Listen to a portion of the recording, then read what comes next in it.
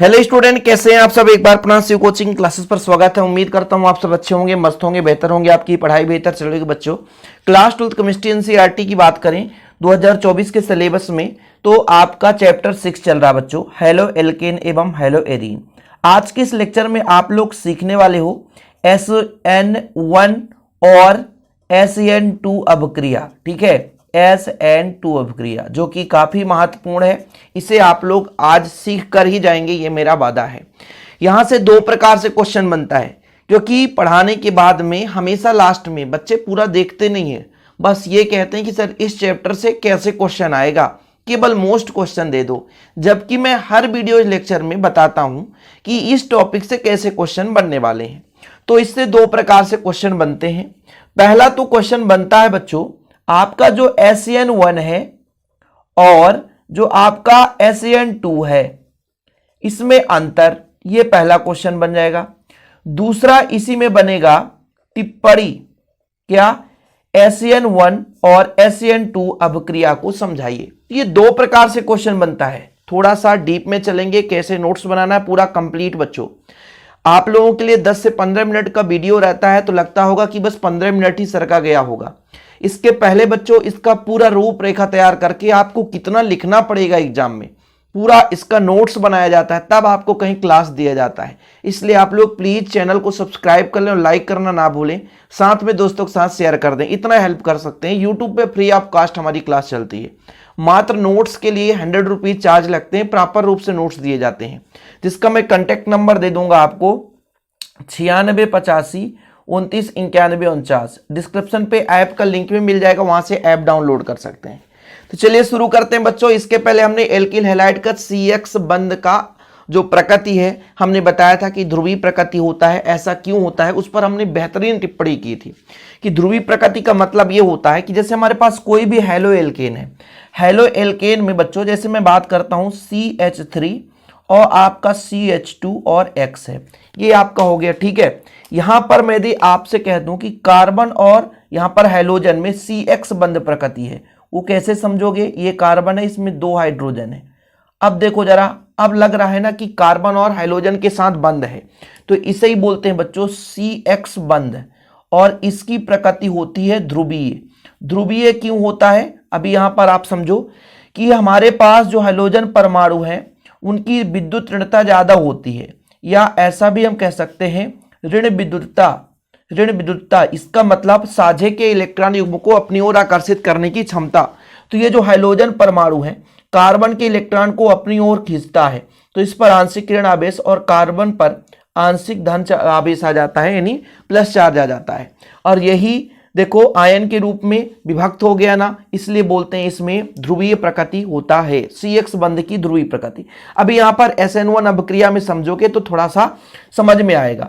अब इस यौगिक का केंद्रीय धातु कौन सा होगा जिससे हाइड्रोजन परमाणु जुड़ा है, तो ये जो कार्बन है वो केंद्रीय धातु परमाणु है। इसी केंद्रीय धातु परमाणु पर नाभिक स्नेही अभिकर्मक जो है अटैक करते हैं, कोई भी उस पर जुड़ने का कोशिश करेंगे। भाई देखो जरा, आपके घर में कोई यदि आएगा और थोड़ा सा उसे पैसे की जरूरत पड़ेगी तो किसको पकड़ेगा बताओ, आपके घर में मुखिया को पकड़ेगा। इसी प्रकार से यहां पर जो इस यौगिक का मुखिया ये कार्बन है, इसी पर कोई नाभिक स्नेही अभिकर्मक आकर के अटैक करते हैं और फलस्वरूप अभिक्रिया संपन्न होती है, जिसे हम नाभिक स्नेही प्रतिस्थापन अभिक्रिया कहते हैं। कहने का मतलब एल्किल हैलाइड के नाभिक स्नेही परमाणु पर, या कि मान लीजिए कोई अन्य नाभिक स्नेही अभिकर्मक आकर के इसके कार्बन परमाणु पर अटैक किया, और अटैक करा तो फिर प्रतिस्थापित हुआ, क्योंकि यहां से हाइड्रोजन परमाणु निकलेगा और वहां पर नाभिक स्नेही अभिकर्मक जुड़ेगा, फलस्वरूप हमें एक नया यौगिक प्राप्त होगा, तो वो हमारा अभिक्रिया जो कहलाएगा नाभिक स्नेही प्रतिस्थापन अभिक्रिया। अब आप कहोगे सर आप SN1 पढ़ा रहे थे, कहां चले गए ये ऋण विद्युतता पर, कहां चले गए CX बंध की प्रकृति पर। सब एक दूसरे से रिलेट है, हम किसी को छोड़ ही नहीं सकते। भाई अभी आपको यह पता चला कि कार्बन और हैलोजन के बीच बंध की प्रकृति और ध्रुवीय प्रकृति है। ध्रुवीय प्रकृति का मतलब हो गया कि हैलोजन परमाणु कार्बन के इलेक्ट्रॉन को अपनी ओर आकर्षित कर सकते हैं, और आकर्षित जब कर सकते हैं तो उसकी प्रकृति जो है ऋण विद्युतता कहलाती है। साझे के इलेक्ट्रॉन युग्म को अपनी ओर आकर्षित करने की क्षमता उसकी ऋण विद्युतता कहलाती है। इसकी ऋण विद्युतता उच्च होती है, विद्युत ऋणात्मकता उच्च होती है, जिसके कारण से हैलोजन परमाणु कार्बन के इलेक्ट्रॉन को अपनी ओर आकर्षित करते हैं। आंशिक धन ऋण चार्ज और यहां पर आंशिक धन चार्ज आ जाता है, यानी धन आवेश आ जाता है। अब इसी पे जो जहां पे धन है, धन का मतलब इलेक्ट्रॉन की कमी है, यहां पे जब नाभिक स्नेही अभिकर्मक अटैक करता है, फलस्वरूप अभिक्रिया संपन्न होती है, तब वो हमारा अभिक्रिया कहलाता है नाभिक स्नेही प्रतिस्थापन अभिक्रिया। प्रतिस्थापन क्यों? जैसे ही अटैक करेगा, तो जब अटैक करेगा तो यहां से मान लीजिए हमारा OH नेगेटिव अटैक करता है, तो ये CH2OH बना लेता है। क्यों? क्योंकि X निकल करके वहां पर OH जुड़ जाएगा। प्रबल यानी जिसकी क्रियाशीलता अधिक होगी, वो नाभिक से ज्यादा मात्रा में अटैक करने की कोशिश, प्रबल किसे कहें? जो आसानी से अटैक करे और सीधा यौगिक बना ले, वो प्रबल हो जाएगा। और दुर्बल जिसकी क्षमता थोड़ी सी कम है, वो दुर्बल होगी। तो प्रबल यहां पर नाभिक स्नेही, नाभिक से प्रेम करने वाले पदार्थ, यानी यहां पर आपके एक प्रकार से ग्रुप होगा, समूह होगा, तो जो नाभिक से प्रेम करेगा वही नाभिक स्नेही अभिक्रिया कहलाता है, मतलब अभिकर्मक कहलाता है। और नाभिक से प्रेम करता है, नाभिक पर अटैक करेगा और अभिक्रिया संपन्न होगी, तो वो जो आपका अभिक्रिया है नाभिक स्नेही प्रतिस्थापन अभिक्रिया कहलाती है। देखो ना, परिभाषा देख लो, कार्बनिक यौगिक के किसी परमाणु, ये नाभिक स्नेही का किसी भी परमाणु की मैं बात की है, जैसे यहां पर ये नाभिक स्नेही, यानी मतलब ये प्रेम केंद्र वाला है कार्बन, ये प्रेम करता है, तो नाभिक स्नेही का अन्य नाभिक स्नेही समूह के द्वारा प्रतिस्थापन नाभिक स्नेही प्रतिस्थापन अभिक्रिया कहलाता है। मतलब यहां पर जो आपका केंद्रीय परमाणु, धातु नहीं बोलेंगे यार, अभी इसके पिछले चैप्टर में धातु परमाणु बहुत था ना। चलो, केंद्रीय परमाणु है, इसका ये सेंटर है, नाभिक वाला है, प्रेम करने वाला है, इस पर अन्य नाभिक स्नेही अभिकर्मक आया और अटैक करेगा, तो इस हैलोजन को विस्थापित करेगा, फलस्वरूप जो यौगिक बनेगा उसे हम बोलते हैं नाभिक स्नेही प्रतिस्थापन अभिक्रिया। नाभिक से प्रेम, जो नाभिक वाला परमाणु कार्बन है उस पर अटैक करेगा। ओके बच्चों, अभी तो ये पृष्ठभूमि था। ये दो पदों से होता है, एक तो SN1 या एक अणुक अभिक्रिया और SN2 या द्वि अणुक अभिक्रिया। अब ये मत कह देना कि सर इसका नाम एक अणु ही क्यों रखा गया है, हम थोड़ा सा डीप में चर्चा करेंगे। अब आपका नाम सोहन है, अब कोई कह दे आपका नाम सोहन ही क्यों रखा गया है, इसको हम और नाम दे सकते, बिल्कुल दे सकते थे, ठीक है, बिल्कुल दे सकते थे। जैसे हमारा नाम अभी शिव है, शिव सरबोल के नाम से जानते हैं, आप अपने हिसाब से दूसरा कह सकते हो, हाँ उसका पुष्टिकरण भी करना दिक्कत हो जाएगा। इसलिए बच्चों हम इसको नाभिक स्नेही अभिक्रिया समझते हैं, और SN1 और SN2 इनके क्रिया के आधार पर इनको बांटा गया है। तो इन क्रिया किस प्रकार से, जैसे मान लीजिए दो पदार्थ हैं और हाइलोएल्केन में मान लीजिए क्रिया कराए, तो उनका जो क्रिया विधि थोड़ा सा अलग अलग हुआ। बोले यार भाई इनको अलग अलग क्रिया से मतलब संपन्न हो रही हैं, मतलब क्रिया विधि थोड़ा अलग अलग है, तो इनका नाम अलग अलग कर देते हैं। तो SN2 जो एक अणुक अभिक्रिया और SN2 द्वि अणुक अभिक्रिया।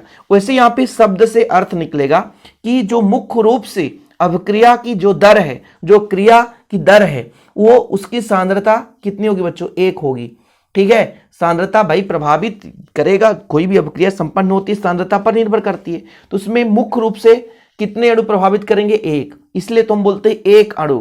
यहां पर SN2 की बात करोगे तो बच्चों इसमें दो अणु होंगे। वैसे भी देखिए अंतर भी हम बात करेंगे, तो अंतर में भाई साहब अभी आप जैसे नाम से ही एक अंतर तैयार कर लेंगे। जैसे यहां पर मैं आपसे कह दूंगा कि SN1 एक अणु का अभिक्रिया है ना, एक अणु, जिसे हम प्रथम कोटि, एक अणु मतलब प्रथम कोटि इसमें होगा, और यहां पर देखो द्वि अणु मतलब दो अणुओं पर डिपेंड करता है अभिक्रिया, तो इसे हम द्वितीय कोटि के नाम से जानते हैं। तो ये पहला डिफरेंस अभी तैयार, क्योंकि अंतर भी तैयार करते चलेंगे ना, अभिक्रिया के साथ साथ अंतर भी तैयार करते चलेंगे। अभी तो आप लोगों को पता है कि नाभिक स्नेही सीधे नाभिक पर अटैक करेगा अभिकर्मक और सीधे हाइड्रोजन परमाणु को विस्थापित करेगा और एक नया यौगिक बनाएगा, वो हमारा नाभिक स्नेही प्रतिस्थापन अभिक्रिया कहलाएगा। SN1 में क्या है कि ये जो अभिक्रिया है दो पदों में होती है, और SN2 है बच्चों वो एक पद में होती है। कुछ चीजें तो याद करना पड़ेगा ना भाई साहब, थोड़ा बहुत तो तैयार करना पड़ेगा। अभी मैंने दो चीज बताया, SN1 SN2, ये जैसा कि आप लोगों को पता है कि एक अणुक अभिक्रिया है, मतलब इसे हम प्रथम कोटि की अभिक्रिया के नाम से भी जानते हैं, ध्यान रखिएगा। और ये आपका द्वि अणुक मतलब इसमें दो अणु भाग लेते हैं, और बच्चों इसे हम द्वितीय कोटि की अभिक्रिया के नाम से जानते हैं। लेकिन मुख्य रूप से जो क्रिया विधि पूरा कंप्लीट होता है वो SN1 के जो अभिक्रिया की बात की जाती है तो 2 पदों में होती है, और SaN2 जो होता बच्चों 1 पद में होता है। कितने पद में होता है? जो SaN1 है ये 2 पदों में होता है, और SaN2 है वो 1 पद में होता है। अब यहां पे मुख्य रूप से समझना है, जैसा कि आप लोगों ने अभी तो एक चीज समझा था ना कि भाई साहब हमारे पास मान लीजिए हेलो एल्केन है, तो हेलोजन परमाणु की ऋण विद्युतता बहुत उच्च होती है, तो वो कार्बन के इलेक्ट्रॉन को अपनी ओर आकर्षित करने की खींचता है। तो प्रथम पद हम लेके चलते हैं। प्रथम पद 2 पदों में होती है, तो प्रथम पद में बहुत सिंपल है, हमारे पास हेलो एल्केन है। हेलो एल्केन का पहचान पता है ना कि भाई साहब R एल्किल ग्रुप है, X यानी हेलोजन परमाणु जुड़ा है, तो आपका हेलो एल्केन है। इसमें बंद विदलन होता है, विषम विदलन जिसे बोलते हैं, विषम विदलन के नाम से जानते हैं, अलग अलग विदलन हो जाते हैं। विदलन मतलब टूटना। अब जैसा कि मैंने अभी आपको बताया कि यहाँ पे X मतलब हेलोजन परमाणु, इसकी ऋण विद्युतता बहुत उच्च होती है, मतलब R के इलेक्ट्रॉन को अपनी ओर आकर्षित करने की क्षमता रखता है। तो जब अपनी ओर इलेक्ट्रॉन ले लेगा तो यहाँ पर एक कार्बोकेटायन बनेगा। कार्बोकेटायन मतलब धनात्मक आयन। तो यहाँ पे R जो है इसमें हम धन कर सकते हैं बच्चों, ठीक है। और जो आपका X है ना, इस पे कार्बो एनायन, मतलब एक प्रकार से हम कार्बो एनायन कह नहीं सकते क्योंकि ये ऋणात्मक आयन होगा, ये कार्बन वाला है ही नहीं है, हेलोजन है। तो यहाँ पर एक प्रकार से प्लस चार्ज, या तो हम इसको ऐसा भी कर सकते हैं आंशिक रूप से और आंशिक रूप से ऋणावेश। अब आप कहोगे कैसे हो गया? पहले पद में, पहले पद में कोई भी हमारे पास, हम अभी ये भी चीज समझना जरूरी कि पढ़ क्या रहे हैं। एल्किल हैलाइड का हम पढ़ रहे हैं नाभिक स्नेही प्रतिस्थापन अभिक्रिया, SaN1 2 पदों में होता है। पहले पद में जो एल्किल हैलाइड होता है इसमें बंद विदलन होता है, बंद टूटता है, कार्बोकेटायन बनता है। अभी एक अंतर आप पढ़ोगे कि इसमें कार्बोकेटायन बनता है, कार्बोकेटायन मतलब धन आयन बनता है, और जो हमारा जो SaN2 अभिक्रिया होगा उसमें कार्बोकेटायन नहीं बनेगा। देखो ना, अंतर वैसे याद हो जाएगा। हमारे क्लासेस में यही होता है, आपको रट्टाफिकेशन की जरूरत नहीं पड़ेगी। जैसे मैंने कहा था कि प्रथम को जो आपका SaN1 है ये 2 पदों में संपन्न होती है, SaN2 जो है 1 पद में संपन्न होती है। SaN1 को एक अणुक अभिक्रिया कहते हैं, SaN2 को द्विअणुक अभिक्रिया यानी द्वितीय कोटि का अभिक्रिया कहते हैं। अब एक चीज और आपने समझा कि जो आपका SaN1 है इसमें कार्बोकेटायन बनता है और उसमें कार्बोकेटायन नहीं बनता। ठीक बच्चों, ये प्रथम पद हुआ। द्वितीय पद में क्या होता है? कोई भी हमारे पास मान लीजिए कोई नाभिक स्नेही प्रबल नाभिक स्नेही अभिकर्मक हो, जैसे हमारे पास OH ही है, OH आकर के अटैक कर दे। OH क्या होता है बच्चों? कहीं पे जुड़ेगा तो वो एल्कोहल बनाएगा, सही है कि नहीं?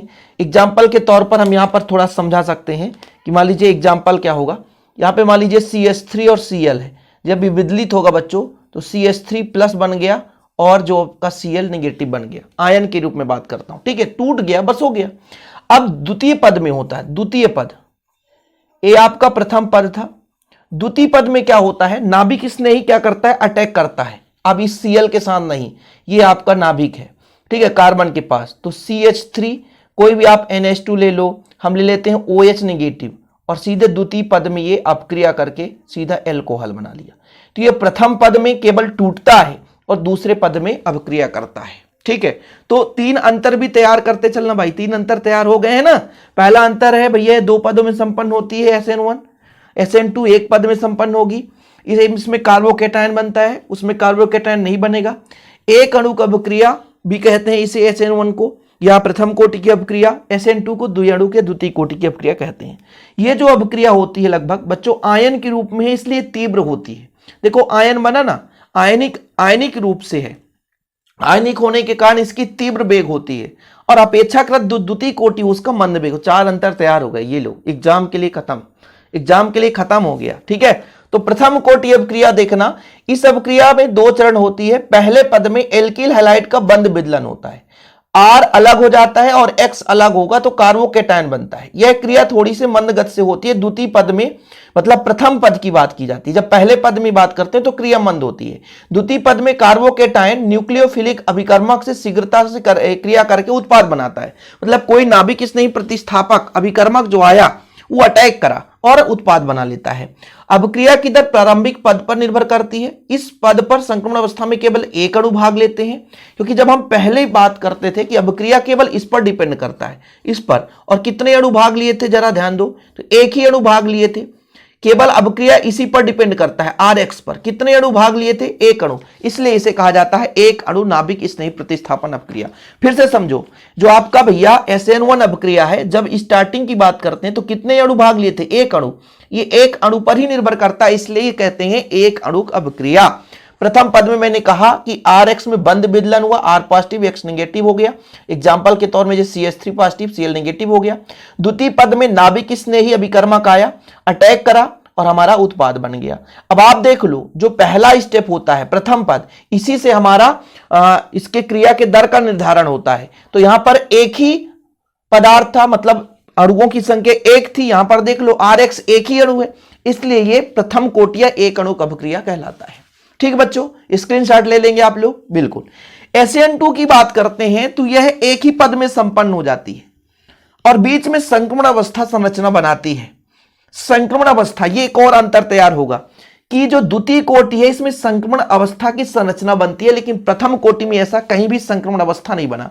पहले बंद विदलन हुआ, डायरेक्ट अटैक करके योग बना लिया, लेकिन द्वितीय में थोड़ा सा डिफरेंस रहेगा। देखिएगा, समझते हैं। द्वितीय कोटि में वैसे आपको सबको पता है कि हमारे पास ये R है और ये X है, ये आपका हेलो एल्केन है और इसमें कोई नाभिक स्नेही अभिकर्मक अटैक करता है। अब इसमें कितने अणु हैं? देख लो, 2 अणु हैं।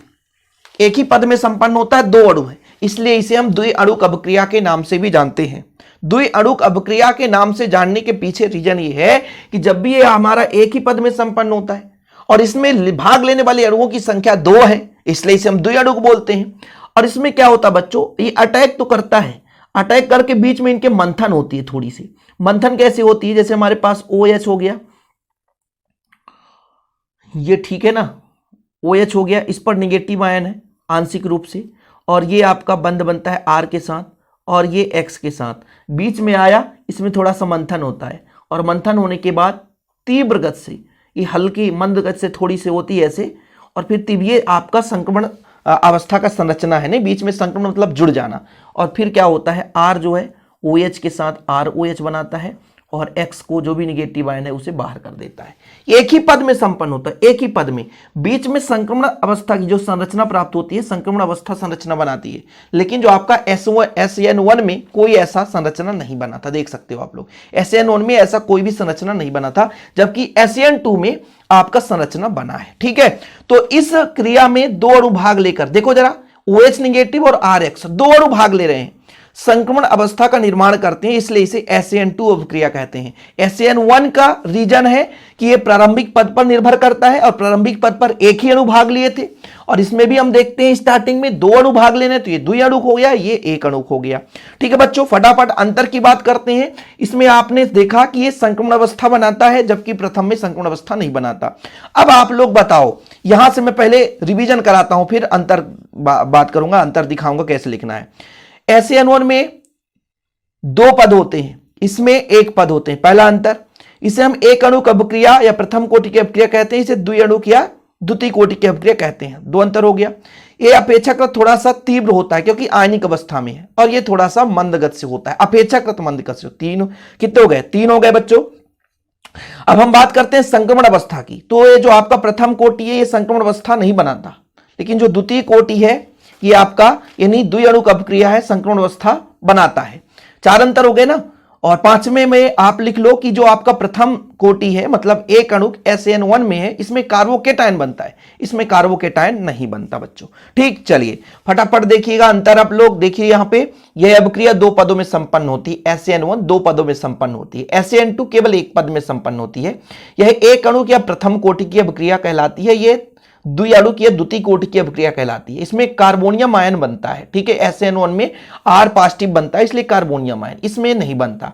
इसमें संक्रमण अवस्था नहीं होती है। SN1 में कहां संक्रमण अवस्था पर होती है? 2 पदों में संपन्न होता है, जबकि SN2 में संक्रमण अवस्था पाई जाती है।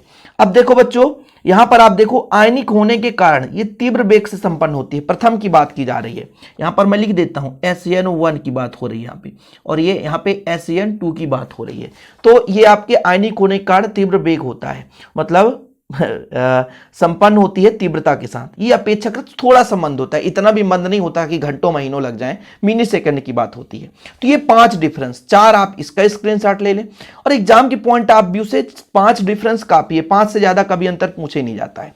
क्रियाशीलता में थोड़ा सा आप लोग देख सकते हैं कि क्रियाशीलता में तृतीयक एल्किल हैलाइड की क्रियाशीलता सबसे ज्यादा होती है। SN1 की बात करते हैं, जब SN1 अपक्रिया है तो तीनों प्रकार के हैलाइड में होता है, तृतीयक में सबसे ज्यादा, फिर कम द्वितीयक, फिर उससे कम प्राथमिक, फिर उसके नॉर्मल है हमारे पास, ठीक है। ऐसे ही बच्चों यहां पर आप देख सकते हैं इसका अपोजिट होता है, SN2 में अपोजिट होगा। इसकी गति विलायक के व्यवहार से अधिक प्रभावित होता है, मतलब जिसमें हम मिलाकर के अभिक्रिया कराएं तो थोड़ा सा अधिक इफेक्टिव होगा, जबकि इसमें आश्रित नहीं रहता है। और एक और अंतर देखो बच्चों, अब देखिए मैंने 5 अंतर मैं आपको बोला हूं कि 5 अंतर तैयार करो। इसमें बने उत्पाद का रेशमीकरण होता है, अर्थात रेशमिक मिश्रण बनता है यदि यौगिक में असम्मित कार्बन परमाणु। असम्मित कार्बन परमाणु मतलब एक ही कार्बन परमाणु में भिन्न भिन्न ग्रुप जुड़े हैं, उस स्थिति में ये रेशमिक मिश्रण बनाते हैं।